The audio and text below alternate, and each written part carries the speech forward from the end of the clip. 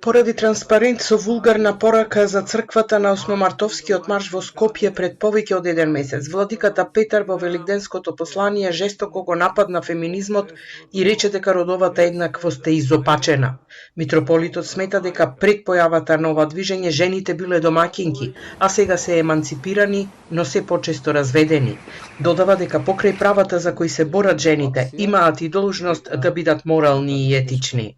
Поминатите векови до феминизмот и еманципацијата на жената, таа била сопруга, мајка и домаќинка, а денес таа е високо еманципирана со забележителни позиции во општеството, но често и разведена и самохрана мајка.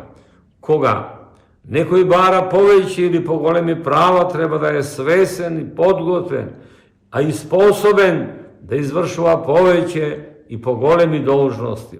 Остварувањето на права без должности го расипува и изопачува светот кој ја губи својата рамнотежа и хармонија, рече владиката Петар и со црковен повик вонмем, го најави најважниот момент од обраќањето, посочувајќи опасноста од родовата еднаквост. Да внимаваме, вонмем на нашето општество москавишно му се заканува уште поопасна, попогубна и поотровна идеологија родовата еднаквост. Ова идеологија, односно манипулативна терминологија, е богохулна, противприродна, изопачена. Господ ги создаде машко и женство и се друго, изменето поинакво и поразлично од Божјото создание е ненормално и со тоа е неприфатливо.